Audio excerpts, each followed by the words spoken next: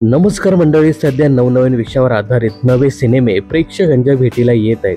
25 April रोजी सूरज चव्हाणचा बहुचर्चित झापोक झुपोक आणि महेश मांजरेकर यांचा देव माणूस असे चित्रपट रिलीज झाले होते. आता काल 1 मे रोजी गुलकंद आणि आता थांबायचं नाही असे दोन मल्टीस्टारर चित्रपट प्रेक्षकांच्या भेटीला आले आहेत. तर या दोन चित्रपटांपैकी कोणत्या चित्रपटाने बाजी मारली हे या व्हिडिओमध्ये जाणून घेऊया. तर एव्हरेस्ट एंटरटेनमेंट निर्मित गुलकंद हा सिनेमा आणि जी स्टुडिओज निर्मित आता थांबायचं नाही या दोन्ही सिनेमात तगडी स्टारकास्ट पाहायला मिळते. त्यामुळे प्रेक्षकांची पसंती कोणत्या सिनेमाला मिळेल याची उत्सुकता सर्वांनाच होती.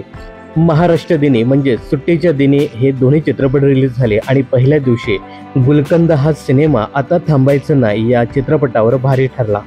दरम्यान सॅकनिक या वृत्तसंस्थेने दिलेल्या माहितीनुसार गुलकंद या चित्रपटाने पहिल्या दिवशी 55 लाख रुपयाचं कलेक्शन केलं. तर आता थांबायचं नाही या सिनेमाची पहिल्या दिवसाची कमाई आहे 45 लाख रुपये. म्हणजेच अवघ्या काही लाखाच्या फरकाने गुलकंद या चित्रपटाने बाजी मारल्याचं पाहायला मिळते.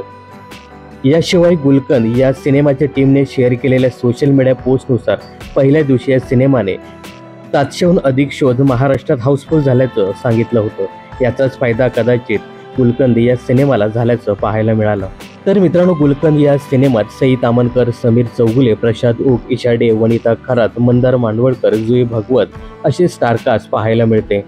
तर आता थांबायचं नाही या चित्रपटात सुद्धा मोठी स्टारकास्ट पाहायला मिळते. यामध्ये आशुतोष गोवारीकर, ओम भूतकर, सिद्धार्थ जाधव, भरत जाधव, रोहिणी हटंगडी, पर्ण पेठे, किरण खोजे असे मोठे स्टारकास्ट पाहायला मिळत आहेत. तर मंडळी, 1 मे रोजी प्रदर्शित झालेल्या गुलकंद आणि आता थांबायचं नाही या चित्रपटांपैकी तुम्हाला कोणता चित्रपट आवडला, अथवा तुम्ही जर पाहिला नसेल तर कोणत्या चित्रपटाला प्रथम प्राधान्य द्याल हे कमेंट्स करून नक्की सांगा. मनोरंजन क्षेत्रातील अशाच फिल्मी अपडेट्स जाणून घेण्यासाठी चॅनलला सबस्क्राईब करायला विसरू नका.